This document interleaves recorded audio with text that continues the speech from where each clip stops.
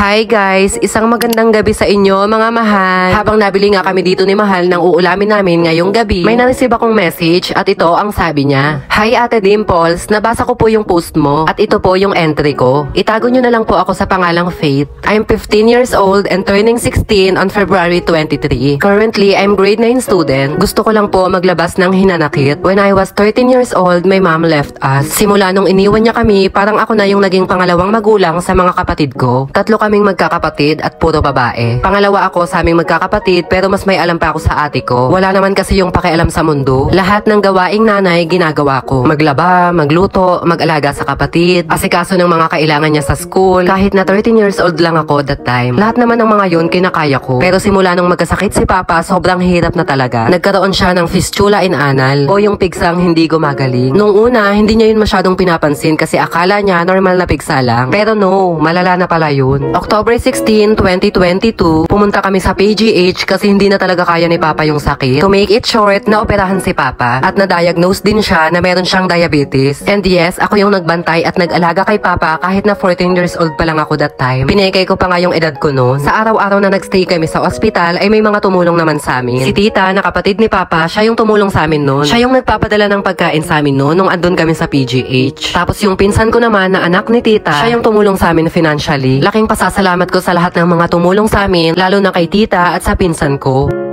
Not until this March 2023, nagsisimula na namang magkasakit si Papa at nangihina na talaga. Sobra yung pag-ubo niya as in. Tapos tumagal pa po ng ilang buwan yung ubo niya, kaya pina-check up na namin si Papa. Tapos pinag-x-ray din siya, blood test, at marami pang ginawa para malaman yung sakit niya. At nung binigay sa amin yung result ni Papa, doon namin nalaman na meron ulit siyang fistula. Usually, nababalik daw po ulit yon kahit na naoperahan na si Papa. Tapos meron din siyang tuberculosis or TB at pneumonia, kaya pala ubo siya ng ubo. One time nga ay may dugo pa. Until now, yung tita at pinsan ko pa rin yung tumutulong sa amin. But this time, natulong na din sa amin si Mama. Siya yung nagbabayad ng tubig at kuryente namin. Tapos minsan, nagpapadala rin siya ng pera para may panggastos kami kaso kinakapos pa rin. Tapos nagpapadala rin si tita at yung pinsan ko para may pangdagdag panggastos kami. Pero sa mahal nga ng bilihin ngayon ay kinakapos pa rin talaga. Pero minsan, nadiskarte si Papa kapag kaya niya naman. Alam kong nahihirapan na si Papa pero lumalaban pa rin siya para sa amin. At itong December 14 nga, may Christmas party kami sa school. Pero hindi ko alam kung makaka-attend ako kasi iniisip ko yung gagastusin sa Christmas party namin ay bibili ko na lang ng bigas. Pero may part pa rin sa akin na gusto kong sumama kasi lahat ng classmate ko ay a-attend sa Christmas party namin. Kaya ko naman pag-ipunan kahit 100 pesos lang. Pero nangihinayang talaga ako kasi pambili na namin ng bigas yun. Tanungin ko lang kayo mga mahal, at the young age, deserve ko ba to? Kung may nanay siguro ako, hindi ako nahihirapan ng ganito. Sa totoo lang, gusto ko nang magtrabaho pero ayaw ni Papa kasi gusto niyang mag-aral lang kami. Dahil gusto niyang makapagtapos kami ng pag-aaral. Hinihiling ko palagi kay Lord na sana bigyan kami ng nanay na hindi kami iiwan. Inggit na inggit ako sa iba kong mga kaibigan at mga pinsan ko. Dahil sila may nanay, may mag-aasikaso sa kanila. Pero sa amin wala. Gusto kong ako naman yung aalagaan at ako naman yung aasikasuhin. Pero I guess hindi mangyayari yun kasi wala naman akong nanay.